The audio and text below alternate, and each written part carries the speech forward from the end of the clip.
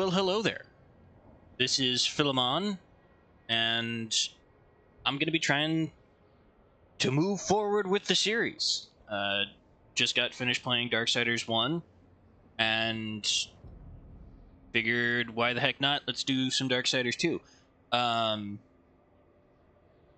have played this game before as well. I've played 3. The only one that I haven't played is the most recent one with Strife and War, for some reason.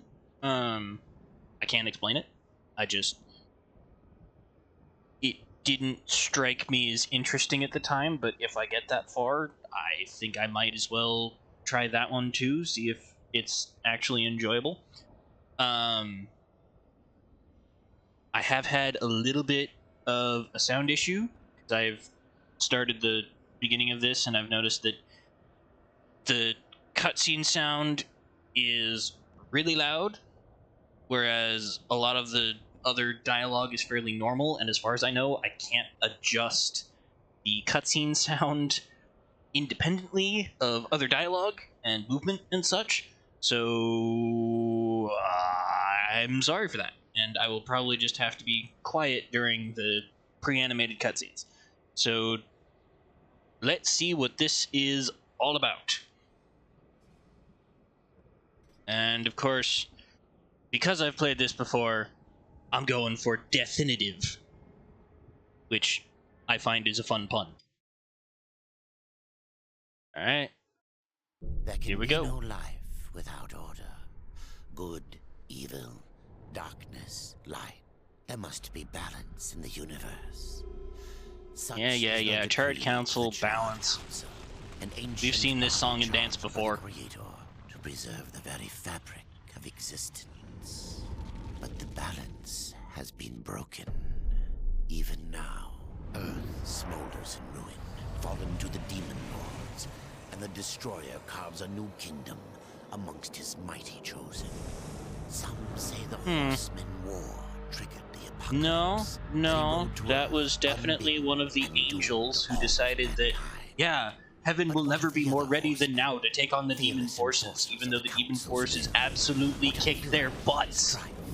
Because he was convinced by one of the demons, who we will actually physically meet in this game, who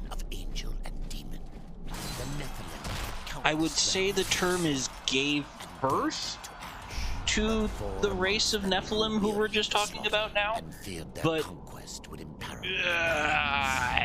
I don't know if that's a technical, like, scientific birth, or if that's a natural, actual birth. It's not very well defined. All we know is that they're combinations of angels and demons, and they got too powerful. Who knew? Who could have seen this coming? And destroy their souls. Let us now cast our gaze to one amongst the four. Yeah, it was supposed to destroy their souls, but like with all good video games and movies and books and things, they said, no, I have to preserve these because they're too special, so instead of actually destroying them, they just made them someone else's problem.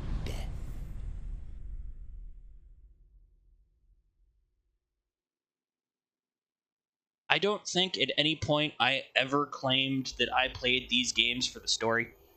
I played them for the cool visuals and the fun idea of being able to play as one of the literal horsemen of the apocalypse.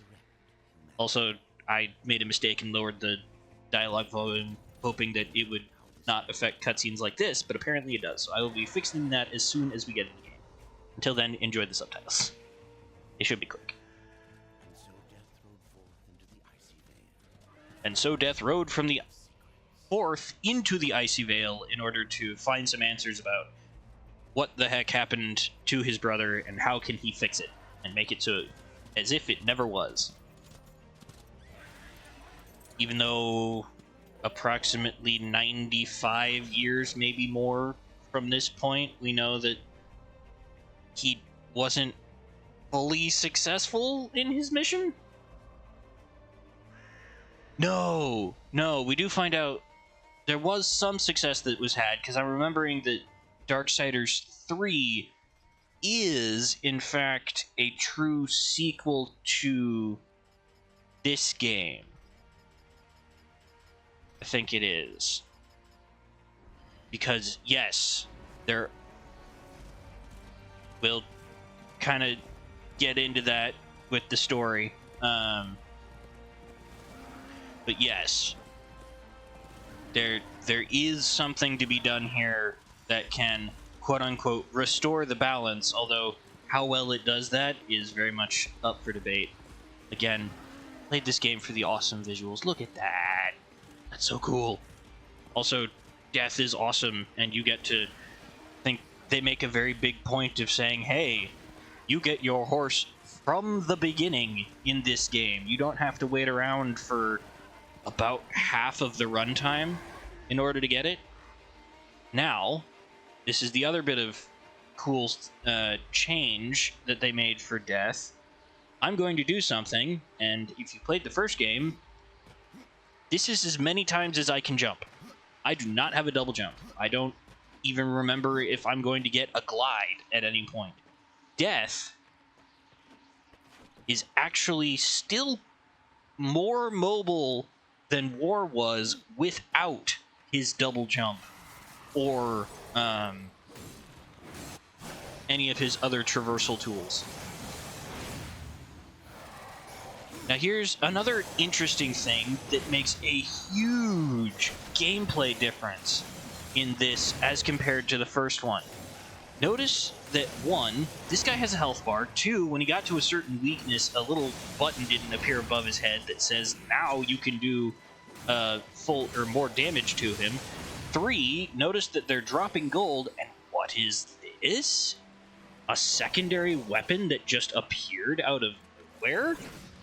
Yeah, here's where I get to explain the fact that Darksiders 2 resembles what I would refer to as a Diablo-like game far more than it does its predecessor, where you get gear that you can pick up and use from fallen enemies.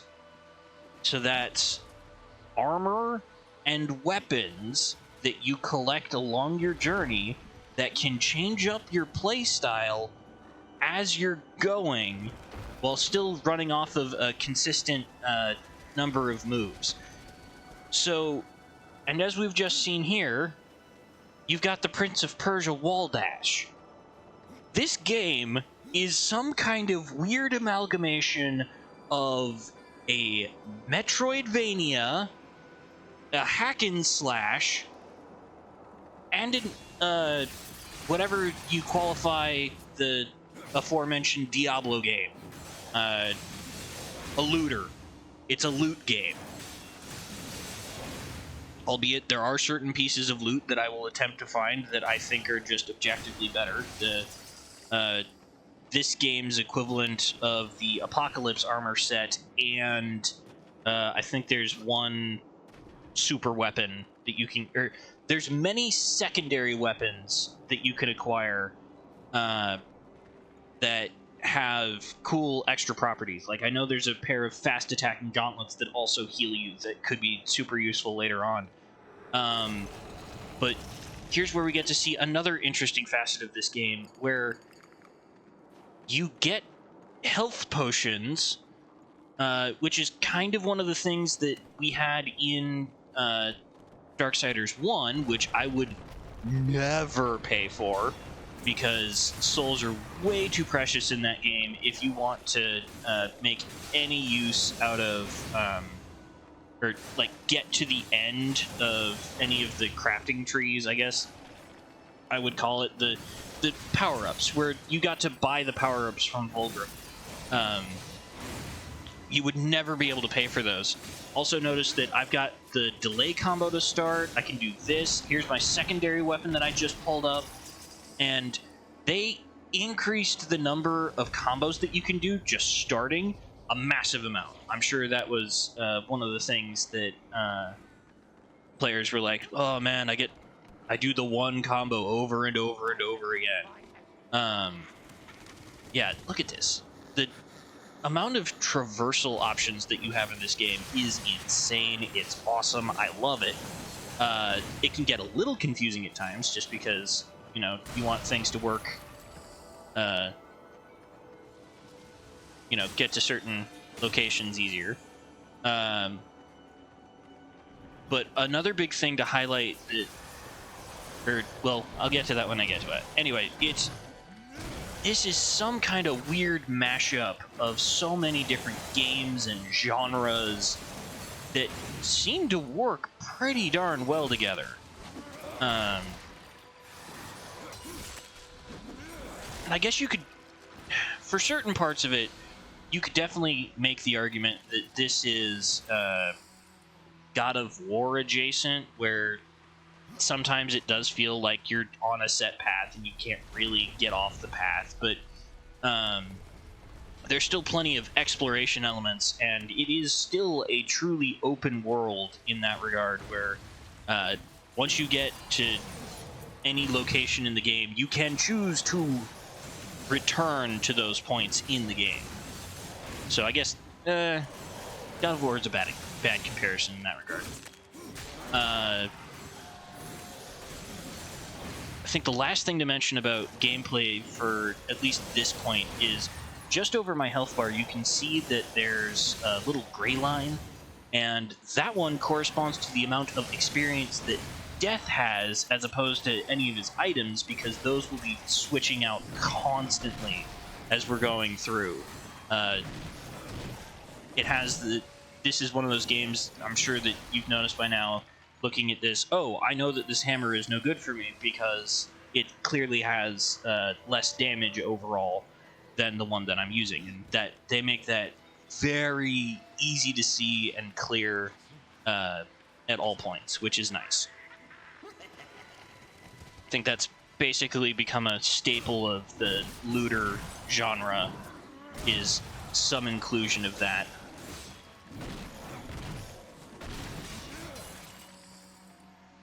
Okay, that's the same, but not. Yeah, it's a weird amalgamation of things. In my opinion, it could be considered very experimental in that regard.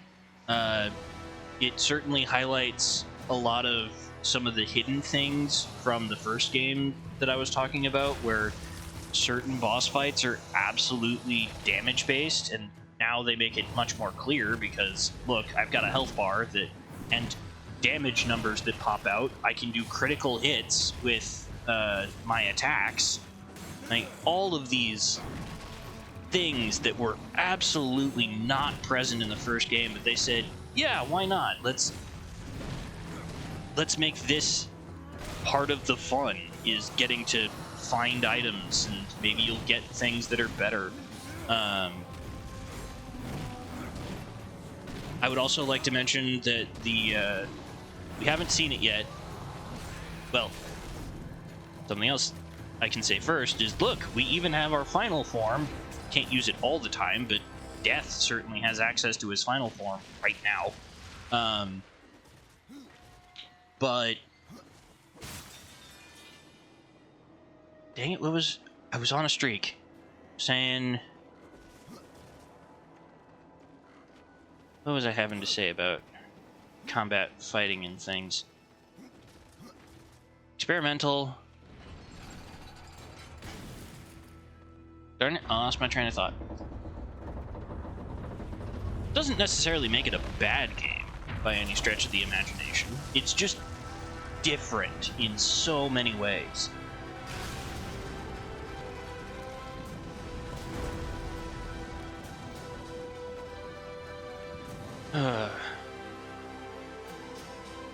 Alright.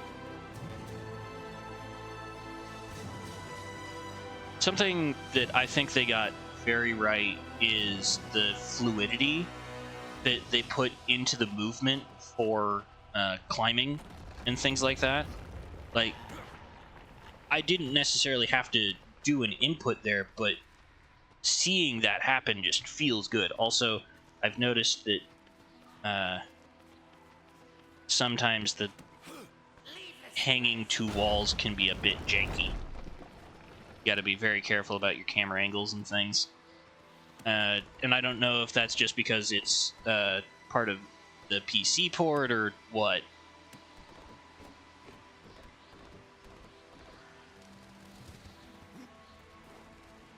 Yeah, Death is not quite Spider-Man, but sometimes he feels pretty close. That's not a bad thing.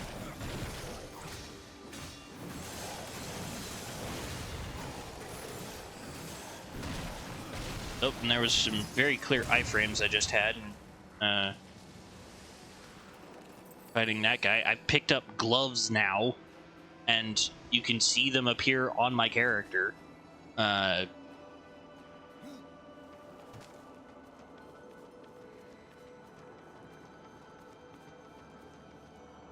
Yeah, the motions feel good, and that's very important when you base so much of the game off of how you interact with the environments. And then you get to do crazy stuff like that, where there's two ways actually of getting across that wall. You can let the first animation go on. Jeez, why are you having such a hard time climbing here? So you can let the first part of the animation go on where he was gonna flip up onto the beam, and that's a perfectly legitimate way of doing it. And if you do it that way, then he will just hop across on top. You'll do a couple of just little hopping animations across each individual beam, or if you've got enough leeway, you can do it the way I just did. Man, that looks cool. And do several flips. So the amount of fluidity that they put into the movement for stuff like that, and just wow. Sometimes you gotta stop and appreciate the environments. The art style in these series of games is just incredible.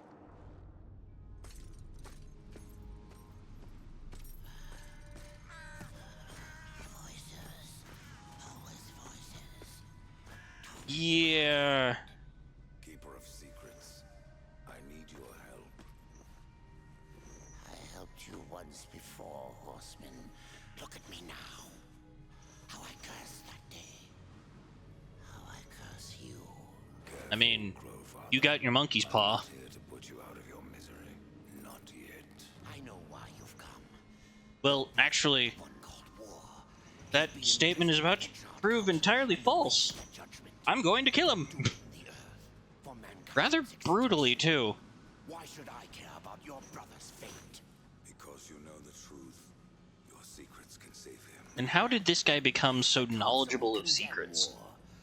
He looks fairly human, but obviously he has lived far past a normal human lifetime. If the Nephilim fought each other and had to be culled how many centuries or millennia before humans even appeared on Earth? Also, how did this guy appear and be able to gather this information? He's human-esque. He's probably the most human character that we're going to be meeting in this game. And somehow, well, okay, angels look fairly human, but that's not the point. He has a human form, and yet existed before the Nephilim, or at least during the time of the Nephilim, unless Death had been carrying around the amulet for long enough to then pass it on to this guy once humans became more of a thing. Which actually, I think, answered my question a little bit better. This guy became good at collecting secrets, found a way into different locations. Death had been carrying around the amulet for far too long, and decided, yeah, I don't want to have this anymore, you take it. And obviously we got the monkey's paw here. And he's demonstrating again that his ability to turn into crows. Also, this is a very, very clever fight. One, because it very much it makes it easier to see the tie-in between the two games, but it does a great job of highlighting how this game is going to be different as you're playing it than the first one was. Because look at that, War's blocking, he does a counter, and then is able to do some kind of a big move, whereas Death is far more dodgy. I will never actually get a counter move in this game at any point. I guess it also kind of highlights the idea that Death is still relatively on the same strength scale as War, or at least this War copy.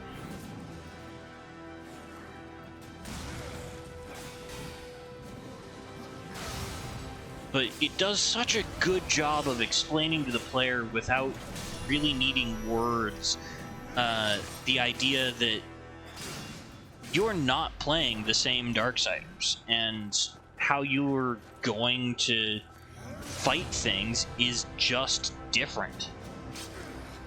Also, how did Chaos Eater manage to miss all of our vital organs? It very much looked like Death was impaled there. Well, sir, you had your fun. Now it is time to die.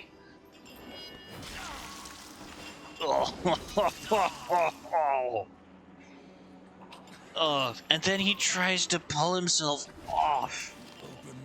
So brutal. Well, he does get pulled off, probably with most of his internal organs left on the blade.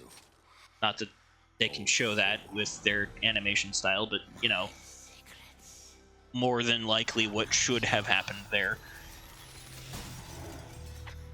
Uh-oh, amulet broke. That's bad.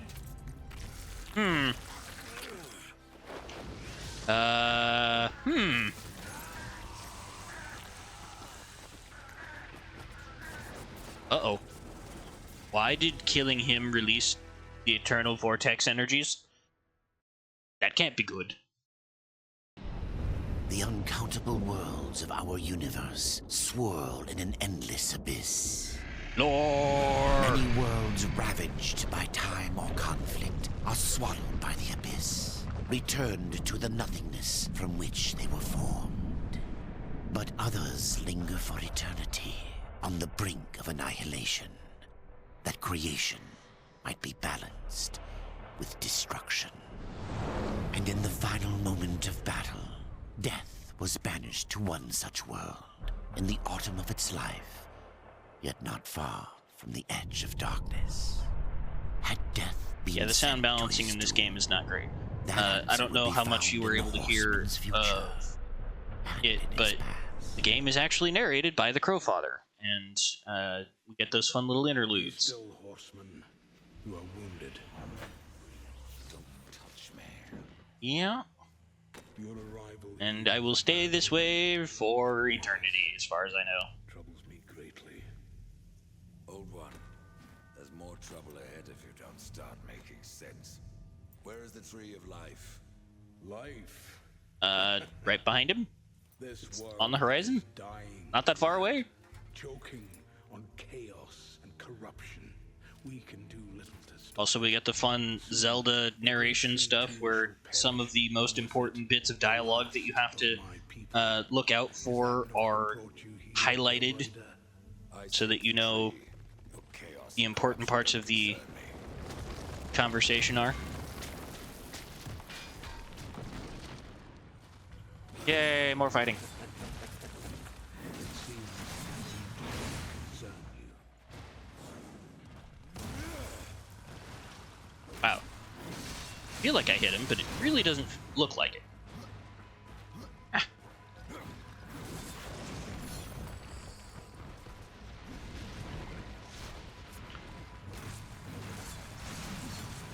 Also, I'm just now realizing I had gotten into the habit in the first Darksiders game of doing an animation cancel where War could stop basically any attack animation he was in by pushing neutral guard and not dashing. Oh, ow. This is hurting more than it should.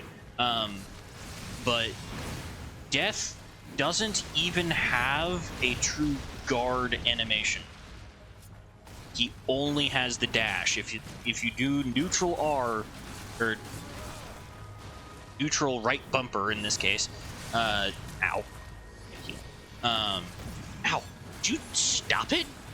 Seriously. I'm trying to beat up your brother. Knock it off. Okay, there we go. You fight well, but this corruption Yeah. can't be beaten with a blade. So I keep trying to animation cancel out of the different attacks that I'm doing that I know are either finishing landing or anything like that, and I can't because that's not how this game works. Now, for some reason, this is not only a combination of Metroidvania, hack and slash, adventure RPG, looter, and a mild copy of the game that came before it. It's also, what's the sci-fi epic? Oh, I had it in my head a second ago. The one, you get dialogue options. You get dialogue options that don't actually affect, Renegade or Paragon. For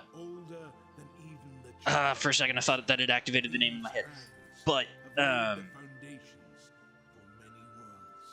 it is so on the tip of my brain. But yeah, you get dialogue options. You can talk to people. There are even side quests that you can take on in this. And I need to remember to not cancel out dialogue because you can skip lines of text. And I think it's a good time to point out that characters have a few set animations that they will do while they're talking to you. Like one of this guy's is obviously him stroking his beard and then coughing. So that same beard stroke while he's talking about something, and he'll do the cough thing and look off into different directions, blah, blah, blah. It's a fairly clever way of... Well, that's a fun pose. Yeah, I got it. Because what else would you do in a Diablo-like game but add skill trees?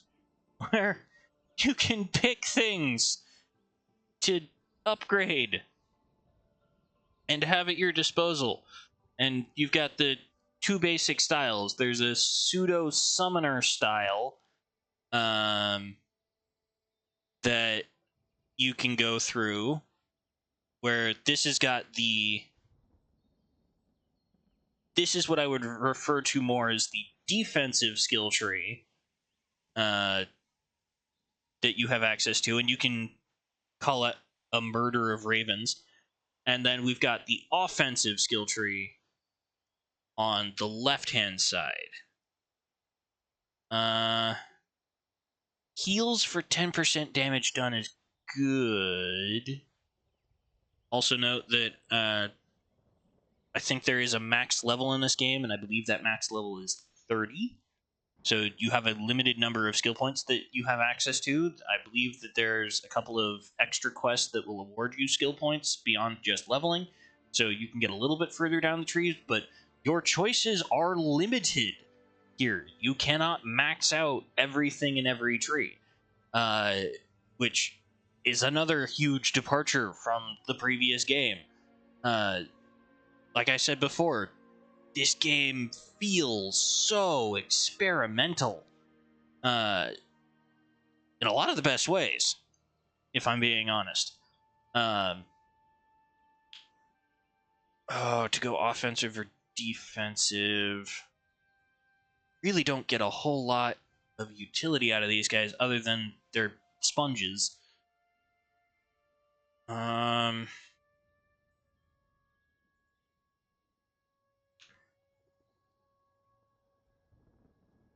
This is tough.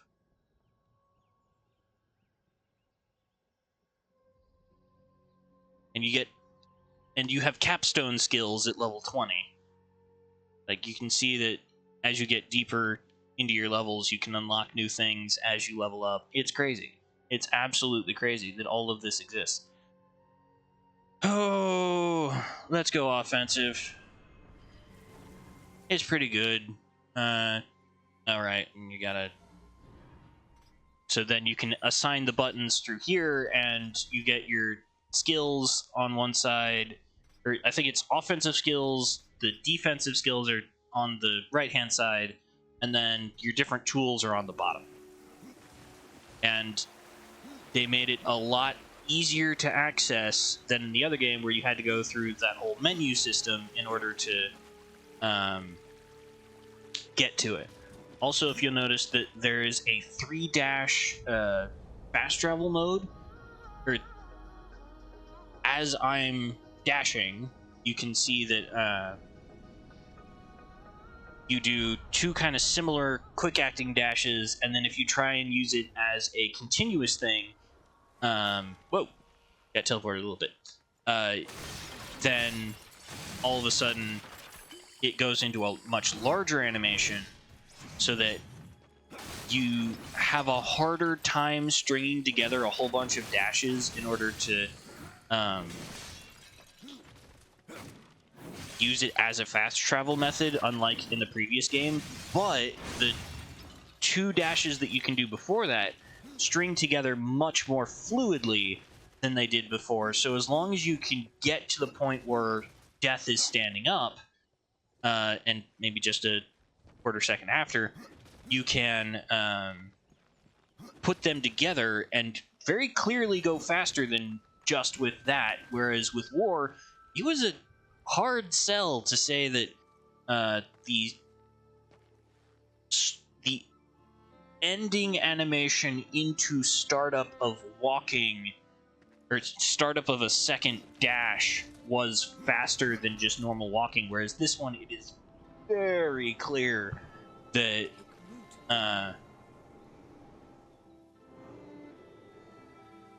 poor lady, without her special water, she is unable to make her herbs grow, or most of them anyway. Oh, yep, and there they go. Hello. I've been awaiting your arrival, horseman. Your shadow has long... Gee, why does everyone get so sad when they see me? But I don't know you. We are the builders of this world, but corruption seethes at its heart and destroys in days. It's like I'm a bad omen or something. Adar does his best to soothe our pain. Bet this doesn't happen to Fury. Yearn for only one comfort, death. He seems like a rather jovial guy, all things considered. So another big departure in this game as to this previous one, we have more than one merchant that we can talk to, and we can buy our different items here that are far too expensive. Oop.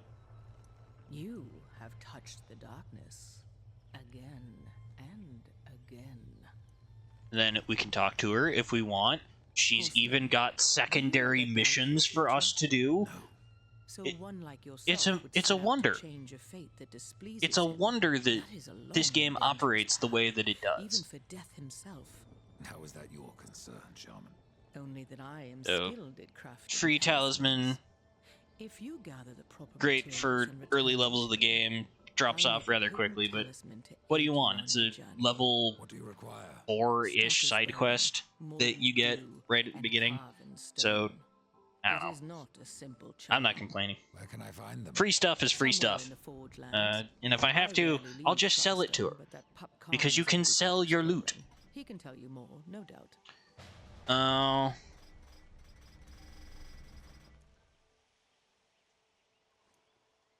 I think that's enough for now. Maybe we'll talk to her more when we get to finish her quest. And there really is a significant amount of side questing that you can do in this game. And that has a lot to do with the collectibles. There's a good number of those as well. True. A horseman in the Forge Lands. The name's Alia, and that's my brother Valis. We are the keepers of this forge. Though I reckon that means less now than once it did. This is a Maker's Forge. Nay, the Maker's Forge is lost to us. Silenced by Yeah, the we're hands only of seeing corruption. But in its the depths, barest the once minimum crafted of what they could do path without their good towards the tools. heaven. Now you make trinkets. Although, for some reason, i.e. game design, the things that you can buy in this area, even after they have access to the entirety of their awesome forge space, is not nearly as good as places that we can get later on. Once flowed into our forge, as did the tears. Both imbued our craft with incredible Just thinking about the physics of something for a second that might not even come into play, but it just kind of made me curious. Anyway, but yeah, these poor people are unable to stamp out the corruption in their lands. Also, the guy in the back is somehow managing to forge without a hammer by using his massive steel gauntlet on the anvil, which has disadvantages for a whole host of reasons. Not the least of which is the additional mechanical advantage you get when using a hammer as opposed to your fist or a glove. Yes, this guy's arms are basically small tree trunks, but Is this cauldron? A temple built in the shadow It's of Stonefather's Peak. fairly impressive to me just how they're getting away with that, even though like, look at this. Also, surface area is a thing. Okay, when are you done with your animation? Okay, there we go. Yeah, he's not even really hitting it with a part of the hand that's got a whole lot of blocking on it. Sure, all of that stuff leading up to the top looks cool. And, oh, he's quenching it multiple times in water. This is clearly their water. And how long did you must have picked out a different thing, right? Because that's not how heating and tempering works. Oh, these people have a lot to learn. They have so much to learn about the art of forging, even though they're the people who created worlds in their forges. Ah, it hurts. It hurts. I cannot claim to be a blacksmith, but I am a casual enjoyer of the art of blacksmithing, and seeing stuff like that hurts. It just does. Also, hi, big guy. The Reaper. It's about time you came. The Makers are dying, and our realm. We few are all that remain. Well, Warrior's life is never that's easy. not strictly true. Not easy. I can say for certain that you're the last of the old ones, as they're called, that exist on this world. And what glorious end awaits you hiding Or behind at that least gate? this part of this world, because as expansive as this map is, and it is rather large, as we'll see in a moment, we only see what should be a relatively tiny portion of the landscape compared to an entire, what they refer to as realm or planet, size area, and I can only say that that's probably more for video game restrictions than anything. And, you know, how ridiculously long would it take to populate a Earth-sized planet with stuff? Have you wisdom to Wisdom ain't like teeth. I've plenty left. Enough to stay clear of the cold. Nice. The ancients It's a good joke. Traps. But one so clever as yourself will On a show. granular level, to put that much time into attempting But that eh. one's my favorite. free stuff. Cool.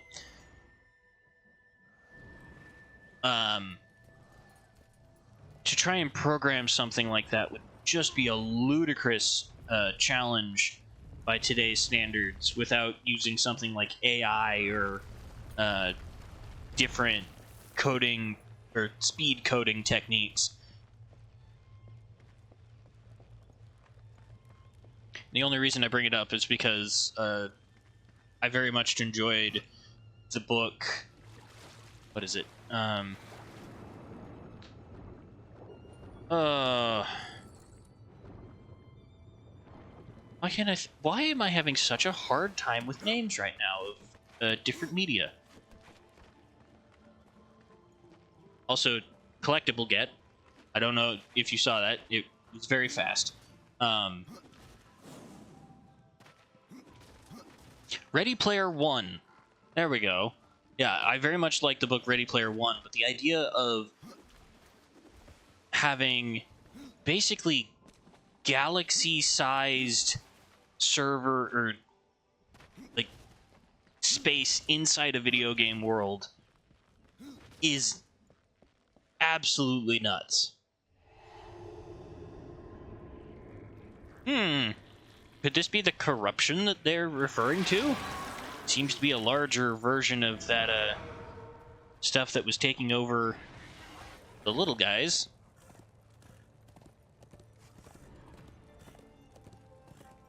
Here's we're missing something if we want to go that way.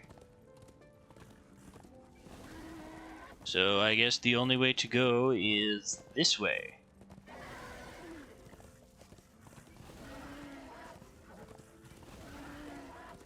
I'm a little disappointed at how quickly the after dash wears off. But one nice thing is that all of your dash points after you've expended it come back at the same time. And it's not the slowest process to do that, so give it a second, it comes back. It's not all that terrible. Also, hey look! It's an old friend. Over here. How you doing, Volgrim? Greetings, horseman, and welcome. I've been expecting you. Vulgrim. What brings you crawling out of the shadows? You know, if he's been expecting us, he did quite a bit of work. I wonder how long it takes to transcribe some of his sigils onto the ground wherever he needs to travel to. I know he likes to use those serpent holes and whatnot, but it's just kind of an idle curiosity. I'm not here by choice, demon. I merely followed the trail of carnage. Your blades are as sharp as Well, they're gonna get sharper, I'll tell you that much right now. These things are piddly in comparison to what I'll be doing later. I carry things others would frown upon. Go Not on. really. You won't be disappointed. To steal a term from a different language, he's more of a gotcha, where, like, see, if you have the coins, you can basically gamble on getting a better item than you might have now, but you have no way of knowing what type of item it could be. It could be a chest piece, it could be the helmet, or no, I don't think you get helmets in this game, but it could be scythes, it could be a secondary weapon, things like that. But the thing that he does do, which is another part of the ridiculous amount of collectibles that there are in this game, is he gives you access to specialty chambers if you collect consecutive numbers of 10 of these Book of the Dead pages, up to 40 of them. There's enough for the 4 main areas that you get access to during the game. Although the way that I'd put it is there's kind of 2 main areas or quest lines in this game, and then the 3rd and the 4th are more specialty. Ooh, nice. Upgrade. Yeah.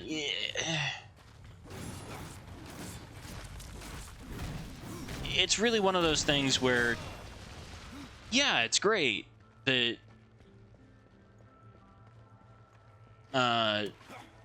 you know, we get to see so many very thematically different locations. And then, here, I will equip these temporarily just so that I can show them off.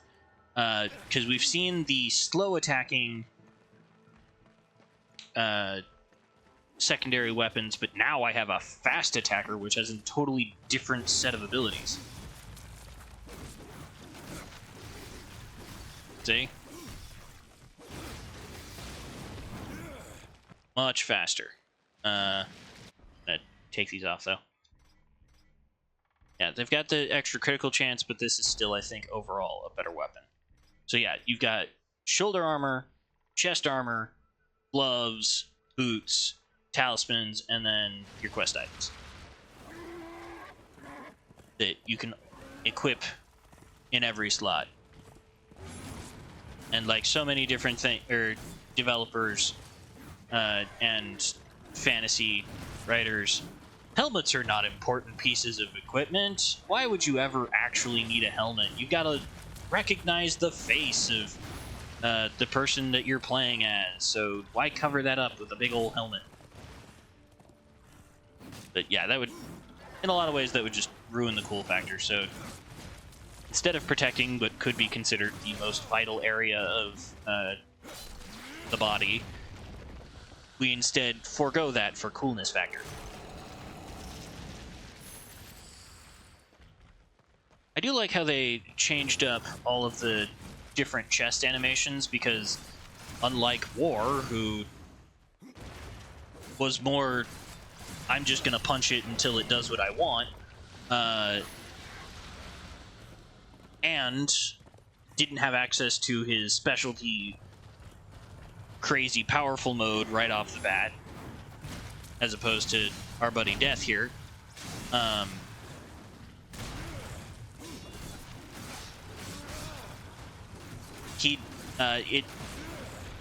It's cool that they were able to reuse some of the assets, but give them a different spin based on how you're supposed to interact with them here. That's all I'm getting at. It's cool. I like it. I think it's pretty clear that I have a large fondness for this entire series, or else I wouldn't be doing this. It's clearly not a first look. It's not even a second look for the most part. I think it is the only one that the only time that that statement is true, if I continue going with this, is going to be for 3. I did not replay 3 to my knowledge.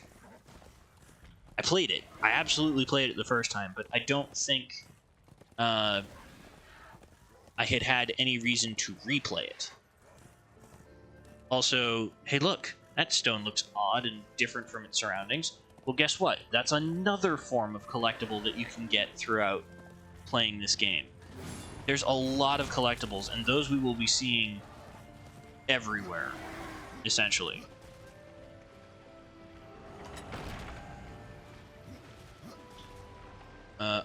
Right. This is a chamber that I can access a little bit right now, but I do not have all of the tools required to plumb its depths. Ooh. Yes.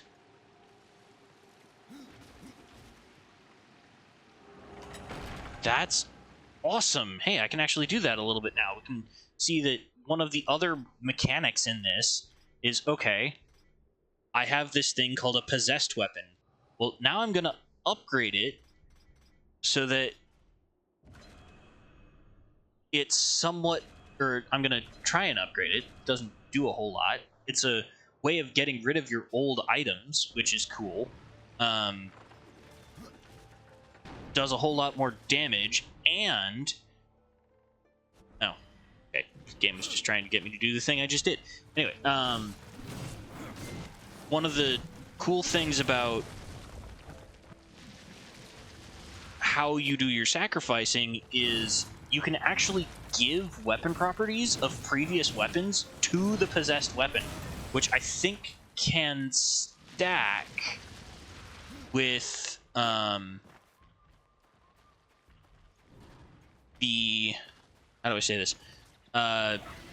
If you can sacrifice a possessed weapon to a different, what you consider to be a better possessed weapon, and when you do that, some of the properties that you had put on the previous one that you might have leveled up a couple times and given additional things, like let's say that you had scythes that gave you extra frost damage, and you sacrifice those to something, and then you get something that, oh wow, this was actually better the whole time. Well, you can still use that second thing that you put the extra frost damage on, and then give it to the new thing and keep that additional frost damage onto a new weapon. So that's fun. Hey, first chest piece, nice. Also, I would just like to say that the developers really wanted to keep the reminder around that Death is cursed with the talisman, because I cannot think of a single chest piece that even gets remotely close to covering up that portion of his chest.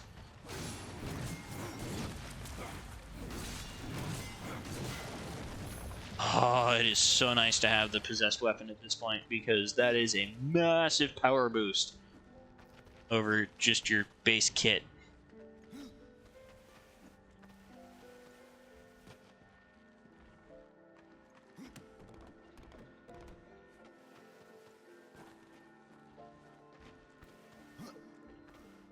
Every time I think I'm on the edge of remembering what the Bethesda game that gives you dialogue options that was really popular.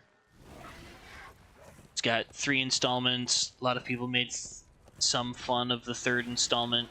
Also, we just passed a leg. Anyway, I just, it slips away, never to be seen again.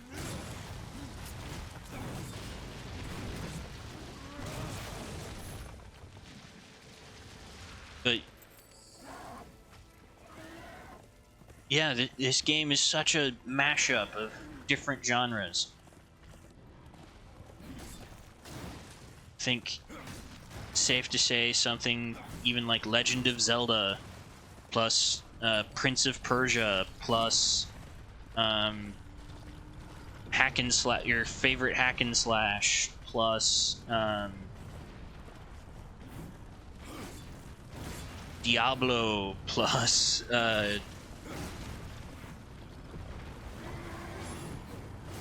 it's an insane amalgamation, and to even get it working as well as they did is quite the achievement. I'm not going to say that this game is perfect. I think most, if not all, things have some room for improvement somewhere, but man, did they do a good job of saying, let's take all the things that were fun about the first one and do whatever we can to make it feel like we improved it for this one.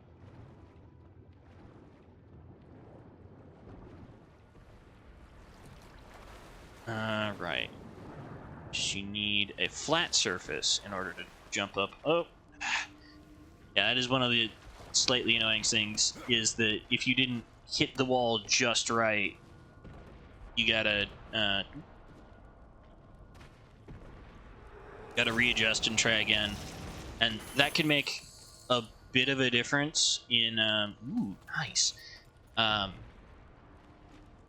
Certain puzzles that come up from time to time, because there's plenty of do this fast things like that. Hey, Boatman coin.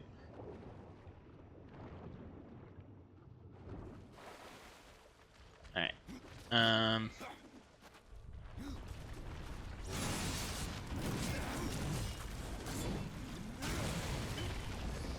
Okay, good. He came with his own health. Don't feel quite as bad for using that. You can only store 5 health potions, by the way, but, you know, whenever you can stockpile them is better than whenever you can't stockpile them.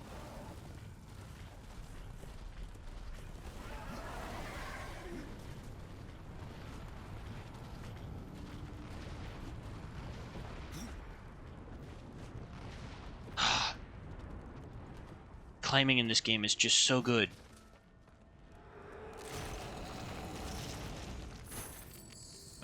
We get nothing. Okay. What's this?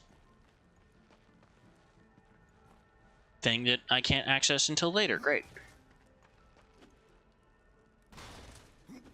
I have to go alone. couple of fun returning items that in this game that actually find better use, I would say, than they did in the previous installment.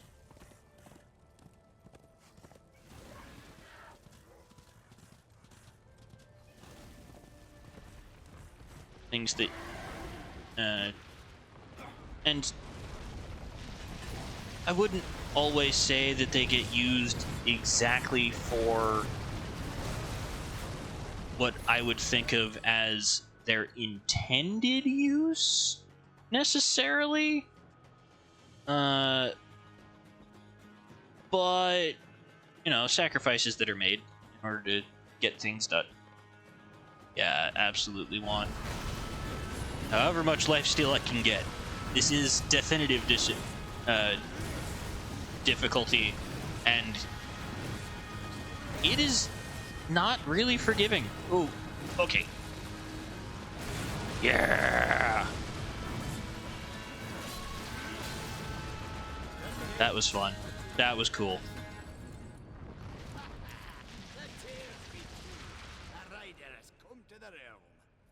Not another one. Oh, right. Yeah, it wasn't even everyone, because, or maybe they just assumed that this guy was dead because he was trying to be the big damn hero and get this place to be opened up on his own, which not always the best decision when you're clearly an NPC. Your shaman has offered me a talisman if I bring her the materials. You'd be wise to accept. Right, and he's the guy that she knew that could tell us where we could find some of our specialty items, i.e., the Stalker's Bone, which is a returning enemy, a returning enemy from. Yes, I mind.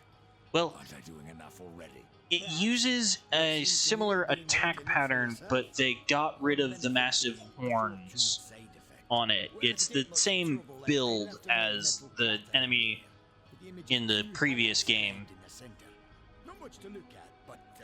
And there are actually a fair good mix of enemies that return from the previous one, again to give you that sense of grounding and familiarity to set you on your way, but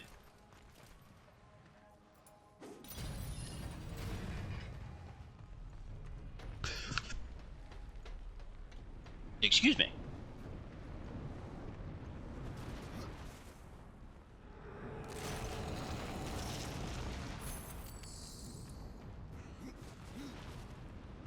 Well, I think we're going to get into this dungeon, but before I do, one last kind of fun thing that I'd like to mention is something that was seen in the opening to this game that I hadn't mentioned up until this point, is our fun little raven friend who flies around and in many ways takes on the role of what the Watcher was supposed to be in the previous game, where it's a silent companion that gives you subtle hints about the next place to go in whichever dungeon that you're facing at the time.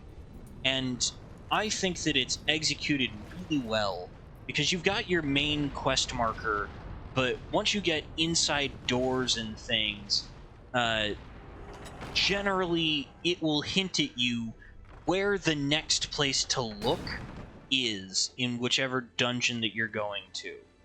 So it goes forward, and see, it alights on the lever. So if you're paying attention to your minimap, the clearly glowing lever was not conspicuous enough. You can also check out for that little purple dot on your minimap that represents our crow friend here, and it will give you that little hint that might be helpful in figuring out or getting yourself oriented to where you need to go next. And it's awesome that they put that much thought into everything that's going on. So for my money, I'm going to take on this challenge next time. enjoy anyone who wants to go on this journey with me. And until next time, Philemon, out.